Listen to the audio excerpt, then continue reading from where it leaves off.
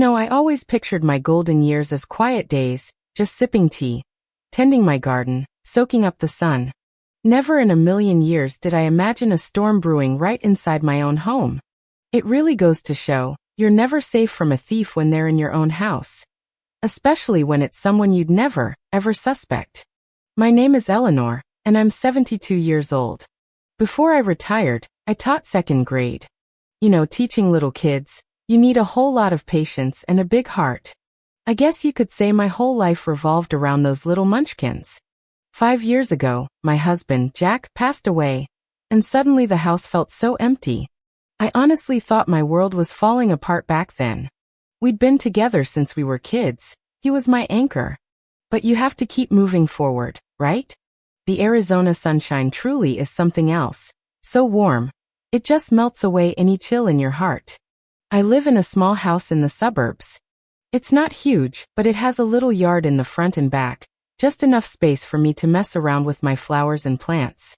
My pension, plus a little annuity Jack left me, meant I lived quite comfortably, with no financial worries at all. I loved tending my little garden, especially my roses. Every time they bloomed, their scent just made my heart flutter. My neighbors always complimented me on my green thumb, and I'd just chuckle and say, "Flowers are like children. You have to water them with your heart." Besides my flowers, I also volunteered at the community library, reading stories to the kids. Seeing them gathered around me, their big eyes wide with wonder as I told them Little Red Riding Hood, or The Three Little Pigs, filled me with such a sense of purpose. Those days were truly good, peaceful, a little busy, and incredibly fulfilling. I often thought if Jack were still here, he'd be happy to see me like this. But life always throws in some unexpected twists, and they often start with the very people you care about most. My only daughter, Sarah, is 45 now. She's a beautiful woman, but unfortunately, she was a bit spoiled since childhood. She always seemed to think that everything good in the world should be hers, and that whatever her parents had was hers by right, no questions asked. After she got married, she and her husband always struggled financially. Every other day, there'd be some kind of emergency that required me to help out. "Mom, you know what? Kyle's tuition went up again. These school district fees are highway robbery. I'm really strapped for cash. Could you front me the money?" Sarah's voice on the other end of the line always sounded so urgent, a little aggrieved, as if the whole world was against her. Kyle is my grandson, and that kid really is smart. How could I not feel for him? "Oh, Sarah, it went up again? All right, send me your account details and I'll transfer it over." Every time I heard these requests, I'd sigh to myself, but my hands would keep moving. Who else was going to help her? Besides, it really wasn't easy for her, raising 2 kids alone, and her job wasn't exactly going smoothly. I always told myself, isn't a mother supposed to be her child's safe harbor? Before long, another call came. "Mom, my car broke down on the road. The repair shop says it's going to be thousands of dollars, and I can't work without a car, so could you?" Or it would be, "Rent's due next week, and the landlord's hounding me. I haven't gotten my paycheck yet, Mom. Can you cover me for now?" Hearing all this, I started to have my doubts. How could she be so helpless at her age? What about her husband? Couldn't he earn a bit more? But every time I thought about asking, Sarah would seem to read my mind and beat me to it, saying, "Mom, you don't know how hard it is for me, how much pressure I'm under. This is all for this family, for the kids."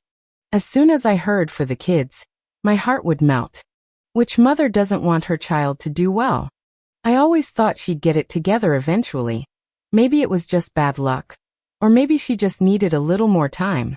So I kept shelling out money, again and again, like throwing rocks into a bottomless pit that could never be filled. Every time I hung up, I'd find myself staring blankly at the empty living room.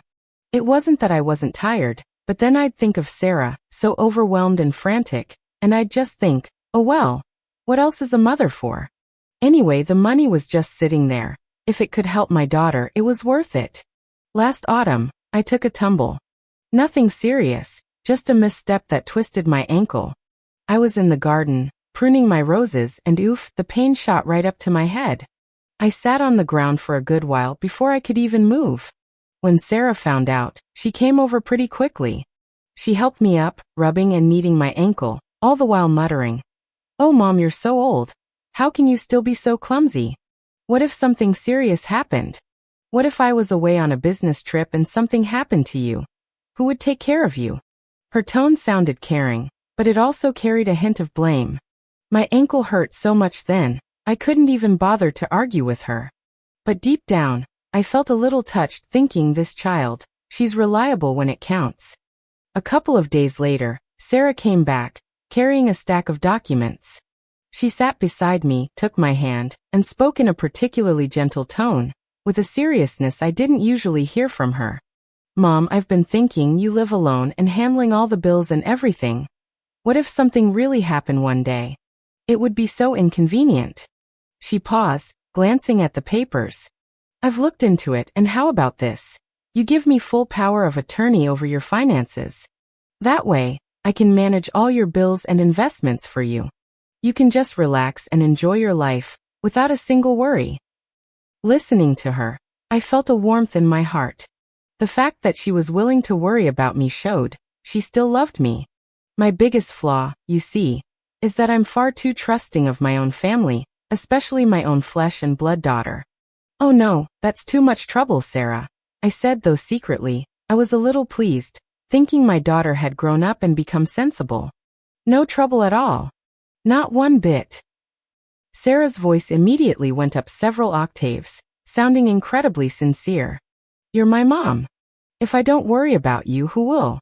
Besides, you're getting older, and some things might be hard for you to understand, like online bills or new bank regulations. There are so many scams these days. What if you keep answering those strange calls and get conned? With this authorization, I can handle everything for you, and you won't have to fear those messy scammers anymore." As she spoke, she pushed the documents closer to me. I glanced at them. The words "power of attorney" seemed to jump out, and below them, there was a dense block of tiny English print. With my presbyopia, I couldn't see it clearly without my glasses, and even with them on, I could barely make sense of the legal jargon. "Mom, I'll take you to the notary. You just need to sign a few places, it's really simple," she said, helping me to my feet. "Your leg's still not great, so I'll drive you. It's only about half an hour round trip. We'll be done in no time." I didn't think much of it. I just saw it as her filial piety, so I went along. At the notary's office, Sarah was incredibly rushed. She just pointed to a few spots for me to sign, repeating, "Here, here, and here. Sign, and we'll be all set. We can go home." I didn't ask a single question. I just hastily signed my name. How could I have known then that what I was signing wasn't convenience, but rather handing over my pension, my entire future, into a bottomless black hole that was ready to drain me dry? It didn't take long after I signed, maybe just a few weeks, before I started to feel like something was off. It began with my monthly subscriptions. I usually liked to read a few gardening magazines, and had a couple of streaming platforms, all set up for automatic deductions. But one day, I couldn't open my streaming account. It said I owed money. Then I went to look for my gardening magazines, and realized they hadn't been mailed in ages. I distinctly remembered renewing them just last month. "Oh, what's wrong with this computer?" I muttered, then called Sarah. "Sarah, I can't watch my streaming shows, and I'm not getting my magazines anymore. Did you cancel them?" On the other end, Sarah's voice sounded a bit impatient, but she quickly adjusted. "Oh, Mom, about that, I was just about to tell you. You barely watch those streaming shows anyway, and I noticed you don't really flip through the magazines much. I figured I'd save you some money, so I canceled them all for you. There are so many scams these days. What if your bank card information was stolen? I just helped you get rid of those risks, isn't that good?" Her tone sounded perfectly righteous, as if she truly was looking out for me. As soon as she said that, I felt like I must have been overthinking things. Yes, she was doing it for my own good, and I don't really watch that much TV anyway. Saving a bit of money is always good. But then more peculiar things started happening. My utility bills used to arrive in my mailbox on time, but for the past few months, they were either late or just didn't show up at all. One time, I even received a delinquency notice that said overdue and warned that if I didn't pay, my water and electricity would be cut off. I was startled and immediately called Sarah again. Sarah, haven't the utility bills been paid? I got a notice. It says they're going to cut off my water and electricity. Oh Mom, here you go again. You're getting senile. I already paid the utility bills ages ago. That's just a system glitch or a mail delay. You know how unreliable electronic bills are these days. Don't worry about these things, I'll handle it. Her tone grew more impatient, even a bit harsh. Every time I asked, she'd use computer glitch or you're getting senile to shut me down. I am getting older, and I do forget things sometimes, so when she said that, I really started to wonder if I was mistaken or truly becoming senile. She even accused me of being paranoid, always imagining things. The most unsettling thing, though, was my bank account. I usually didn't touch the money in my savings account, just living off my monthly pension and annuity. But I'd occasionally check the balance, just to make sure my retirement nest egg was still there. I remembered very clearly that around this time last year, I had over $200,000 in my savings account. That was the retirement money Jack and I had worked so hard to save our entire lives, so we could live comfortably in our old age and not have to worry about money or burden Sarah if we ever got sick. But the last few times I quietly checked online banking, the numbers just didn't look right. The first time, I thought I'd seen wrong, or maybe the bank system was glitching again. The second time, I rubbed my eyes and looked at the numbers again, but they still weren't right. The third time, my heart started pounding. The amount was clearly significantly less than it should have been. While it wasn't yet at the point where it was obviously drained, the deficit was like a gnawing little hole, slowly eating away at my heart. Every time I tentatively asked Sarah, Sarah, why do I feel like there's less money in my bank account? Did the bank make a mistake? She would always brush me off or simply cut me off. Mom, did you deposit the money somewhere else? Or did you remember wrong? Your memory, sigh. She'd always say these things in a helpless, pitying tone, making me feel like I really was just a clueless old lady. Don't worry about it. Didn't I tell you? Your money's all there, not a cent less. I'm managing it, so rest assured. Her words sounded like a calming pill, but the stone in my heart only grew heavier. I looked at my bank statements, and the money seemed to disappear like magic. I started having insomnia, often lying awake until dawn, the missing numbers swirling in my mind. I didn't know what to do, and I didn't dare ask Sarah anymore, afraid she'd think I really was senile, and even more afraid she'd ignore me because of it. After all, she was my daughter, my only daughter. I simply couldn't bring myself to believe she would do such a thing to me. I just hoped that everything was just me overthinking, just those damned computer glitches. I was still trying desperately to deceive myself and believe her. Because I was afraid to lose her, and afraid to face that most terrible truth. At that time, only one thought echoed in my heart. This can't be real. I always thought that even if Sarah's emergencies were a bottomless pit, even if the numbers in my bank account seemed a bit off, it was just small fry, and life would still go on. My biggest worry was just whether I was truly becoming senile, or if Sarah would get annoyed with me. But I never imagined that the real bombshell was still waiting for me. That day, the sun was shining brightly, just like any other day. I was sitting in my backyard, looking at my old, dilapidated garden shed. Jack had built that shed himself when he was still alive, and the wood was starting to rot, the roof leaked, and every time it rained, my shovels and rakes would get soaked. I figured it was time to replace it. A small, prefabricated tool shed. I'd seen them online for a few $100 to $1,000. I should have more than enough in my account.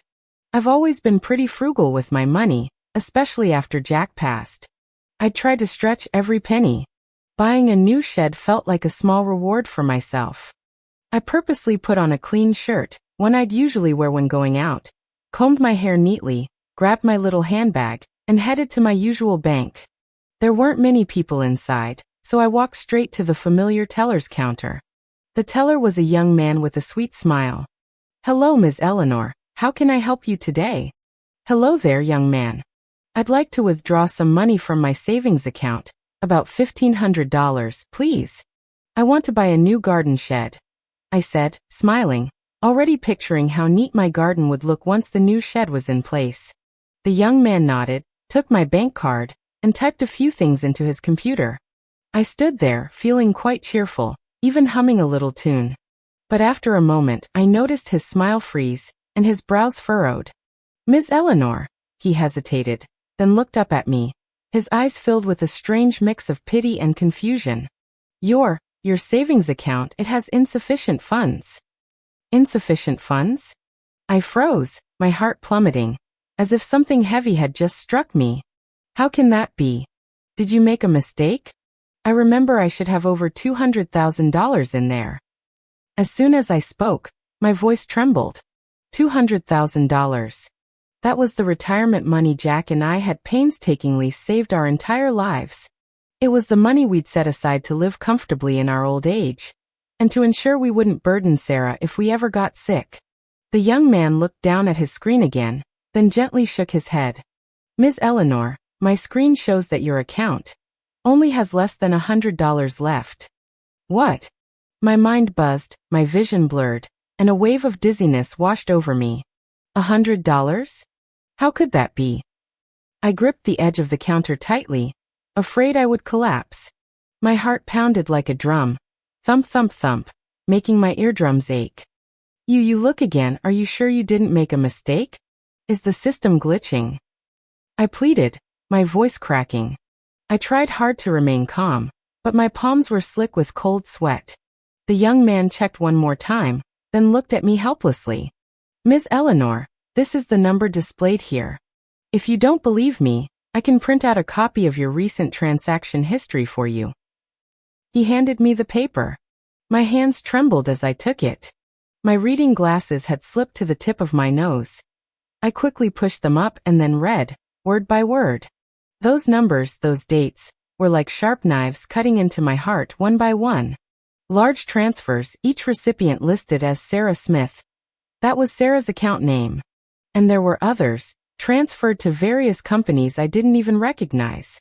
Oh my God, it wasn't a computer glitch and I wasn't senile. My money, my retirement savings had really been drained. In an instant, all my doubts, all my unease, all my self-deception, burst like bubbles.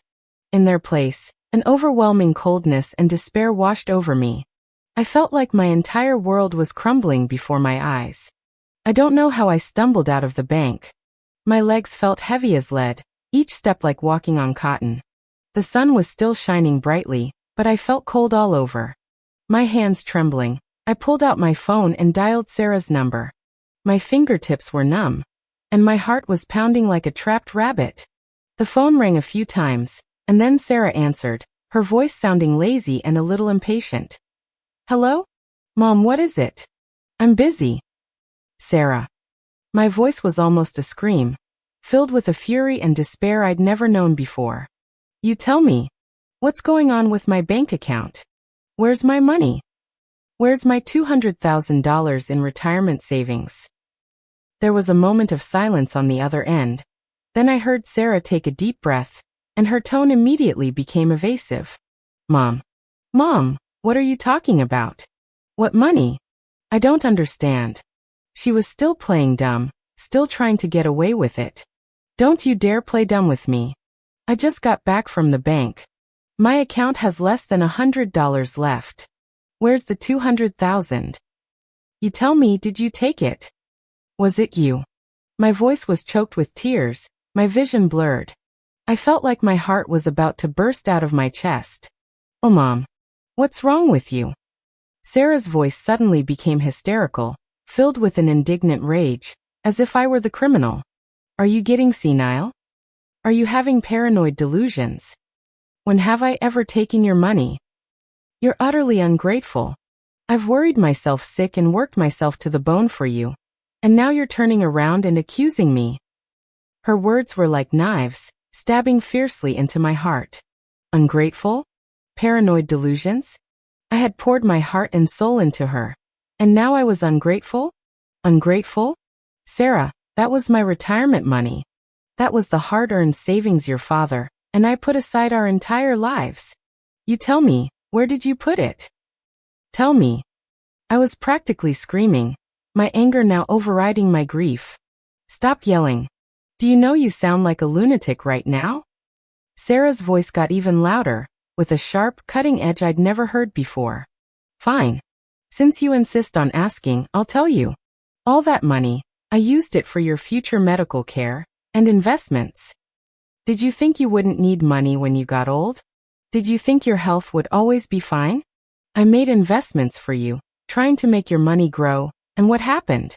The investments failed. The stock market was bad. What could I do? This was all for you, so you could have a better future. And now you're blaming me. Investments failed? I could hardly believe my ears. Could an investment failure really wipe out over $200,000? And she had never mentioned any investments to me. You never told me about any investments. You lied to me. You were deceiving me all along. I lied to you. Sarah sneered, her laugh sounding so unfamiliar, so grating. You signed the power of attorney. You signed it with your own hand. You gave me all the rights. Everything I did was legal. Now you want to go back on it? No way. You old hag, I must have been blind to worry about you. Her last words were like a resounding slap across my face. Old hag. She actually called me an old hag. My daughter, the daughter I had cherished and held in my hands since she was a child, had said such a thing to me. My heart turned completely cold, as if it had fallen into an ice hole. All the anger, all the sorrow, all the indignation, transformed into a bone-chilling coldness. I hung up the phone, my body trembling uncontrollably, tears streaming down my face like broken beads. My retirement savings were gone, and my daughter was completely gone too. For the next few days, I was like a zombie. I couldn't eat, couldn't sleep. All I could think about was Sarah's words, old hag, and that pathetic less than $100 in my bank account. I tried calling Sarah again, but she wouldn't answer anymore. I sent her texts, but she didn't reply. I felt utterly abandoned by the world. Just when I thought I'd hit rock bottom, a more brutal reality dragged me even deeper into the abyss. That afternoon, the mailman knocked on my door. I opened it, and he handed me an envelope with a law firm's logo on it. My heart sank. I had a bad feeling. My hands trembling, I tore open the envelope and pulled out the documents. Eviction notice. Those words, like a brand, instantly burned my eyes. My house had been sold. I stared, reading word by word. It stated that my house had been legally sold last month. The buyer had paid in full, and I, as the former owner, had to vacate within 30 days. No, this can't be. I murmured, the paper fluttering from my hands to the floor. I staggered back a few steps and collapsed onto the sofa. My house. This was the home Jack and I had built brick by brick, with all our savings and sweat. This was the home I had lived in for most of my life. How could it be sold? I never agreed to it. My mind was in a whirl, and Sarah's voice suddenly echoed in my head, with her usual self-righteous good intentions. Mom, didn't you always say this house was too big and inconvenient to manage? I found you a smaller apartment, cozy and close to me, so I can take care of you easily. When had she ever told me these things? She only said I should downsize my living space. I thought she just meant clearing out unused things or renting out some rooms. How could I have agreed to sell my house? How could I have agreed to leave my home?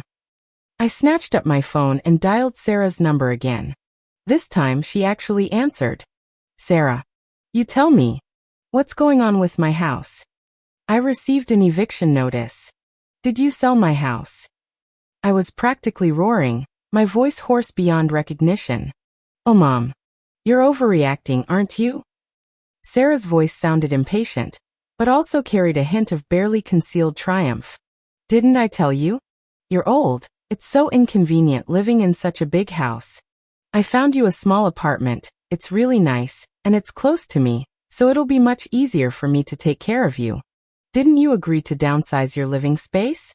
This is all for your own good. I did not agree.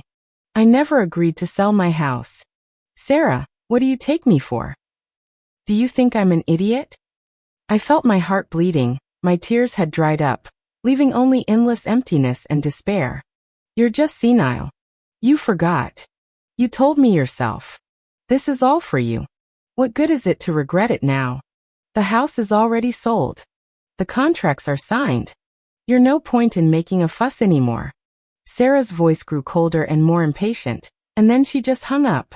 I sat in the empty living room, looking at the familiar furniture, at the garden outside that I had personally tended, feeling as though they were all mocking my stupidity and naivete. My home, all my retirement savings had been slowly, bit by bit, devoured by my own daughter. From that day on, Sarah completely cut me off from the outside world. My phone, except for Sarah's number, wouldn't let any other calls through. I tried calling my old friend Betty, but each time it was either, the number you have dialed is temporarily unavailable, or just a busy signal. That's when I realized she had blocked my phone. She even started telling my friends and neighbors that I was mentally unstable and needed quiet rest, trying to completely isolate me. My neighbor Mary came knocking one time, wanting to bring me a homemade apple pie. Sarah happened to be at my house. She opened the door but didn't let Mary in. "Oh Mary, I'm so sorry, my mom hasn't been feeling well lately. The doctor said she needs quiet rest and can't have visitors. Her mental state hasn't been great either. She's been rambling a lot, and I'm afraid she might scare you." I heard Sarah say to Mary at the door, in a particularly thoughtful tone. Mary's voice sounded concerned. "Is Eleanor all right? Should I come in and check on her?"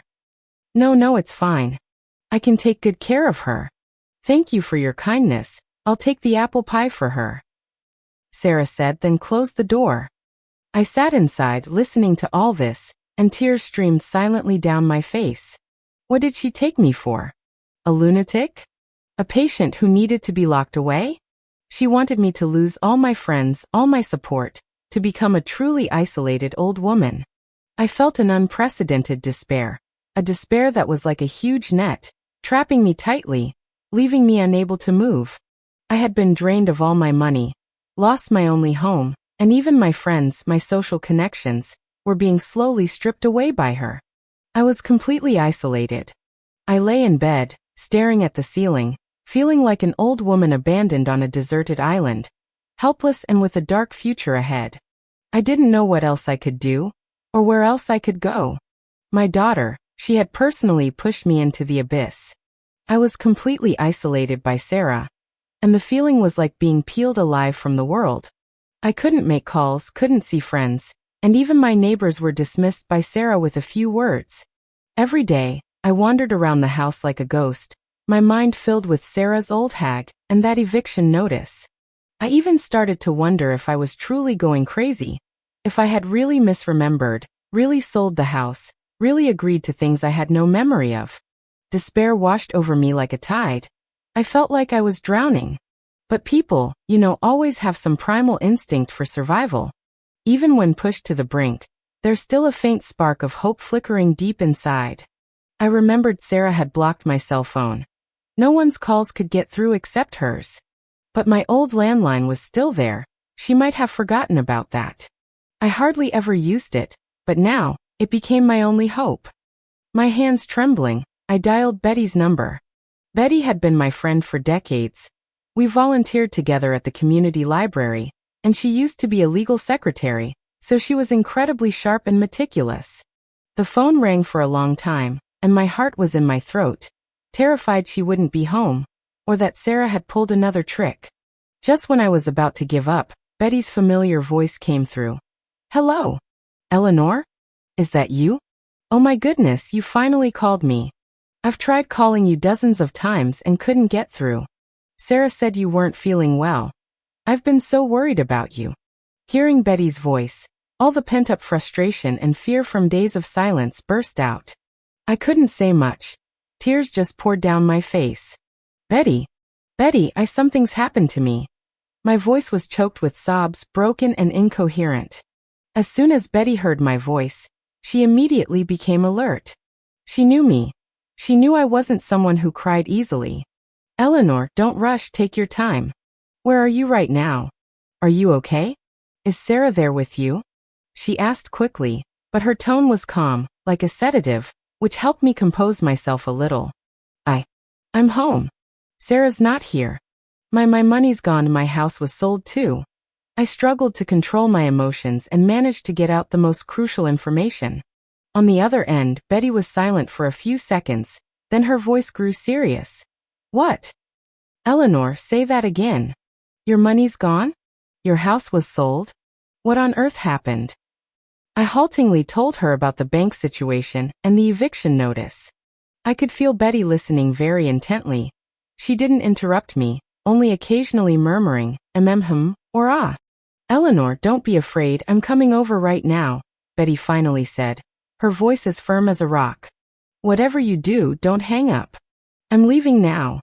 But, Sarah, I hesitated. Sarah hadn't wanted anyone to visit me before, had she? Don't worry about her. I'll come under the guise of bringing food. She can't possibly refuse me bringing you something to eat, can she? Just tell her you're hungry and want my meat pie. I'm on my way, just wait for me. Betty said, then hung up. About half an hour later, I heard a knock at the door. I peeked through the peephole, and sure enough, it was Betty, carrying an insulated bag. I quickly opened the door, and as soon as she saw me, her eyes reddened. Eleanor, you've lost so much weight. And your complexion is terrible. Betty hugged me as soon as she stepped inside, holding me tightly, as if she wanted to meld me into her own body. Betty. I choked, thousands of words stuck in my throat. Just then, Sarah's voice floated down from upstairs. Mom! Who's there? Didn't I tell you to get some rest? Betty immediately let go of me and gave me a meaningful look. She raised her voice with a slightly complaining tone. Oh, Sarah, you're finally home. Eleanor hasn't been answering my calls these past few days, so I made her a meat pie. I figured she must be hungry. Come help me take this. Sarah came downstairs. When she saw Betty, a flicker of displeasure crossed her face, but she quickly masked it. She forced a smile. Oh, it's Aunt Betty. Thank you so much for bringing Mom food. She hasn't been feeling well lately, and she's been a bit disoriented, so I've been keeping her from seeing people, letting her rest quietly. She spoke as if she cared deeply about me, but her eyes held a warning. Betty, however, acted as if she hadn't heard, handing the insulated bag to Sarah. Then she walked over to me, took my hand, and pretended to fuss. Eleanor, have you not been eating properly again lately? Look at your face, you have no color at all. Sarah, you really need to take good care of your mom. As she spoke, she subtly observed me. I could feel the strength in her grip, telling me she was there for me, that she would help me. Sarah was in the background, feigning politeness, while Betty seized the opportunity to whisper in my ear. Where did you hide all the documents? The bank statements, the house deed, and that power of attorney. My heart jumped, and I instinctively glanced at Sarah. Sarah was in the kitchen, taking out the meat pie, and didn't notice us. I quickly whispered, in my study in that old wooden box. Betty nodded imperceptibly. She chatted with me for a while longer, asking about my health. Sarah stayed nearby, interjecting occasionally, trying to control the conversation. But Betty cleverly avoided her and only spoke to me. Finally, Betty said, Oh, I have something else to do, so I have to go now. Eleanor, you rest well. I'll come see you again in a couple of days. When she left, Sarah even walked her to the door. I heard Sarah tell Betty outside, Aunt Betty, you don't need to make special trips anymore. I'm taking care of Mom here. My heart sank, knowing Sarah was warning Betty not to come back. But as Betty closed the door, I saw her wink at me, her eyes full of strength. After Betty left, I was on pins and needles. I didn't know if she'd be able to find those documents, or what she could even do to help me. But at least, I wasn't alone anymore. The next day, Betty came again, and this time she didn't bring food. Instead, she went straight into my study. Sarah was out at the time, buying new clothes for her grandson. Eleanor, where's that wooden box you mentioned? Betty asked. I pointed to an unassuming old wooden box under the bookshelf. Betty knelt down and opened it. Inside, sure enough, were some old documents. She rummaged for a bit and quickly found my old bank statements and the house deed. This is it. Betty picked up the house deed and examined it carefully, then picked up the bank statements, flipping through them one by one. Her brows furrowed deeper and deeper. "Eleanor, look at these transactions," she said, pointing to the large transfers on the statements, a hint of anger in her voice. "All this money was transferred to Sarah's account. And these companies, do you recognize them?" I shook my head. I'd never even heard of those company names. These are very likely companies Sarah used to launder money or transfer assets. Betty's voice trembled slightly, clearly at her wits' end with anger. "And this?" She pulled a document from the very bottom of the box. It was the power of attorney I had so hastily signed. She put on her reading glasses and read it word by word. "Eleanor, look at this power of attorney." Betty handed the document to me, pointing to the dense clauses. "Look here. Full power of attorney to handle all property, including but not limited to selling real estate, investing, managing bank accounts." Oh my God, Eleanor, the wording of this power of attorney is too vague and too broad. She practically had the right to dispose of all your property. How did she get you to sign it back then? I looked at the power of attorney. Those words I had once ignored now seemed so glaring, so shocking. My mind instantly flashed back to that day at the notary's office, Sarah's urgency as she rushed me to sign, and how I had signed without even looking. She said it was to make it easier for me to manage bills, for my own good. She was in such a hurry, I didn't even have time to read it carefully. My voice was filled with deep regret and self-blame. She planned this. Betty slammed the table in anger. She used your trust, used this power of attorney, to systematically drain your assets, and finally even sold your house. My heart ached as if being twisted by a knife, and tears of regret welled up again.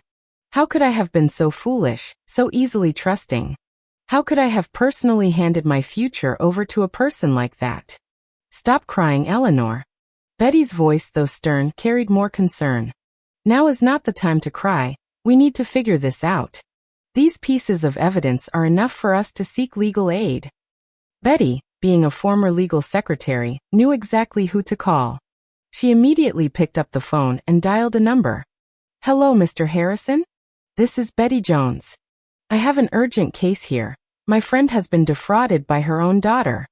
Her retirement savings were drained, and her house was sold. Yes, she has a power of attorney, but it was obtained through fraud. When are you available? We can come over right now." Betty hung up and told me, "Mr. Harrison is an experienced elder law attorney who specializes in cases of elder fraud. He listened to my description and thinks this case has a lot of promise. He wants us to go over right now." I followed Betty, my heart pounding with anxiety, all the way to Mr. Harrison's law firm. Mr. Harrison was a man in his 50s, wearing gold-rimmed glasses, looking very refined and professional. He listened patiently as I haltingly recounted the entire sequence of events, then carefully reviewed all the documents Betty had found, including the bank statements, the house deed, and the power of attorney.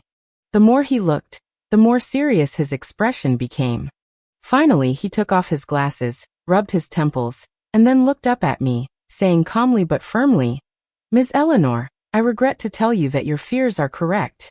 Your daughter, Sarah, did indeed use this power of attorney to systematically drain your assets and sell your house. From a legal standpoint, this constitutes elder abuse and fraud." Hearing Mr. Harrison confirm it himself, my heart sank to rock bottom once more. But at the same time, there was a sense of relief. At least my suspicions weren't unfounded. I wasn't truly senile. "However, Ms. Eleanor, you still have a chance," Mr. Harrison's voice interrupted my thoughts. "We must act immediately. First, you must revoke Sarah's power of attorney immediately to prevent her from further transferring your assets. Second, we need to apply to the court for a temporary restraining order to freeze Sarah's accounts and halt the house transaction from proceeding further." He looked at me, his eyes full of encouragement. "I know this is difficult, but you must be strong. We have evidence, we have reason, and we can get your money and your house back." At that moment, I felt like a drowning person who had struggled for a long time and finally grasped a lifeline. Mr. Harrison's words were like a ray of light, piercing through the gloom in my heart. Tears came again, but this time, they weren't tears of despair, but tears mixed with a glimmer of hope and strength. I knew that my fight back from this moment was finally about to begin. Mr. Harrison truly was a man of action. Leaving his office, I felt a slight lift in the heavy stone in my heart. He was right. This wasn't the time for tears but for action. The very next morning, I went to the courthouse with Mr. Harrison. He moved incredibly fast, preparing a huge stack of documents. I sat beside him, watching him interact with the court staff, feeling like an observer or a character in a movie. He helped me file the application to revoke Sarah's power of attorney, and also applied for a temporary restraining order to freeze Sarah's accounts and place a lien on the proceeds from my house sale. Mr. Harrison said we were lucky to have discovered it early. Although the house contract had been signed, the transaction wasn't fully completed yet, so there was still a chance to intercept the money. At that moment, I truly felt like I could breathe again, like a drowning person finally surfacing to take their first gulp of air. It wasn't long, perhaps just a day or two, before Sarah received the legal notice. Do you know how she reacted? She completely lost it. I'd never heard her sound so hysterical in my life. She called me, and as soon as I answered, she started screaming obscenities, spitting out every nasty word imaginable. "You old hag. Are you crazy? How dare you sue me? Do you have any idea what you're doing? You push me too far and I'll do anything." Her curses made my heart pound.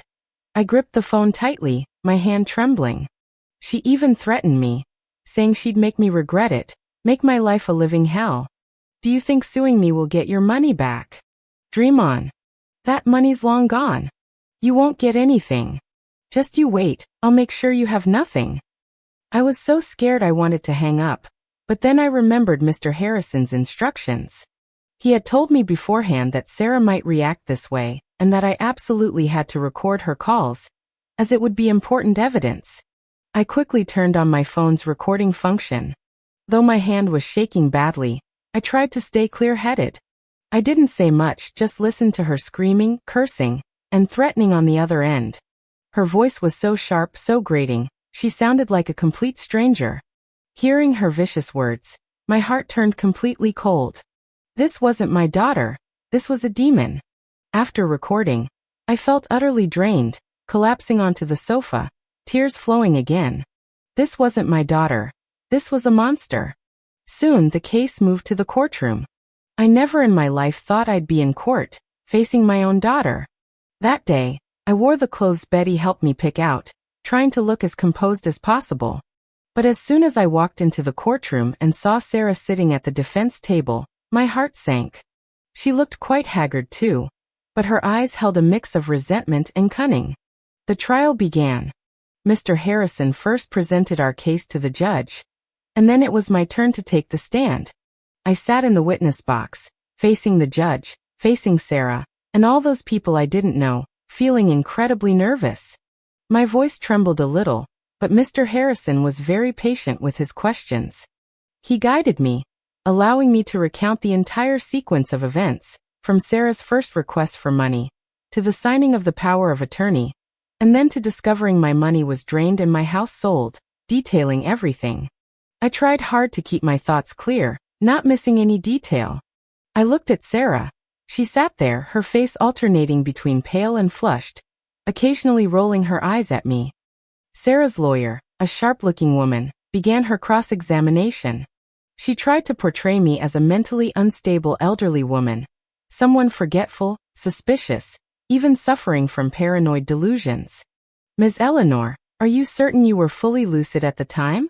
Is it possible that due to your age, your memory has declined, causing you to misremember things? Could it be that due to your recent ill health, you experienced hallucinations and believed your daughter was deceiving you? Do you often forget things or harbor unnecessary suspicions about those around you?" Her questions were particularly cunning, each one like digging a pit, trying to make me fall in. I felt like she was pushing me to the brink of collapse, but I bit my lip and forced myself to answer. I did not misremember. I had no hallucinations. I remember everything clearly. My money, my house, were all taken from me by her deception. I could feel my voice trembling, but I had to hold on. At this point, Mr. Harrison stood up. Calmly, he presented all the evidence we had collected to the judge. First were my bank records. Those cold numbers, large transfers, clearly showing how my money flowed into Sarah's account, and to companies I had never heard of. These weren't things I could have fabricated because I was senile. Then Mr. Harrison played the recording of my phone call with Sarah. As Sarah hysterically cursed me, threatened me, and even called me an old hag on the phone, the entire courtroom fell silent. I could feel the judge's expression become very serious, and Sarah's lawyer seemed visibly uncomfortable. Sarah herself was ashen. She probably hadn't expected me to record her, or perhaps hadn't realized how terrible her own voice sounded. Hearing her shrill voice echoing in the courtroom, my heart ached with both pain and resentment. Mr. Harrison also called an expert in elder rights protection to testify.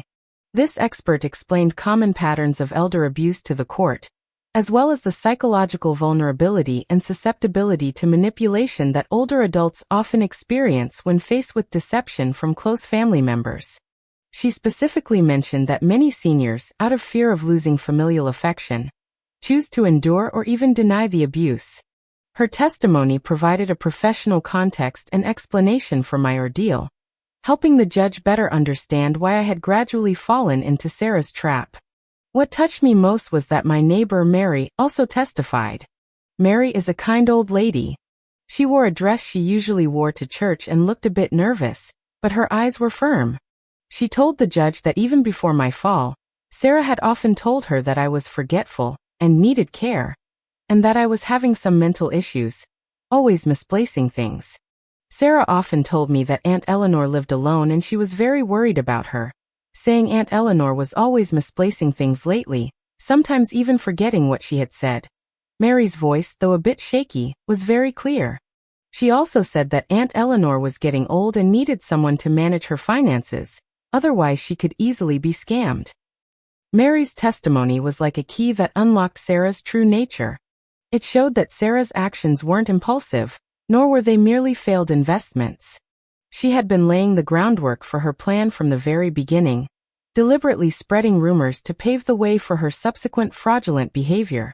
She wanted me to lose credibility, lose my friends, so that even if I discovered the truth, no one would believe me. Hearing Mary's testimony, I couldn't hold back anymore. Tears streamed down my face. Mary looked at me, her eyes filled with sympathy and support. At that moment, I felt like I wasn't fighting alone. I still had people who truly cared about me, willing to stand up and testify for me, to fight for justice. Although the atmosphere in the courtroom remained solemn, a spark of hope ignited in my heart. I knew that this battle, I hadn't lost it yet. The air in the courtroom that day felt thick with tension. I sat next to Mr. Harrison, my palms sweating. Sarah's lawyer was still making a last-ditch effort, trying to shift all the blame onto me, claiming I had mental issues and was falsely accusing my own daughter. Hearing those words made me angry and hurt, but I wasn't as distraught as before, because I knew the truth was there, and so was the evidence. Finally, His Honor the judge spoke. His voice wasn't loud, but every word was like a hammer, striking my heart. He first reviewed all the evidence in the case, mentioning the bank records, my testimony, Sarah's recorded phone calls, Mary's testimony, and the analysis from the elder rights expert. I held my breath, my heart pounding in my throat. Given the evidence presented, this court finds. The judge paused and I felt time stop.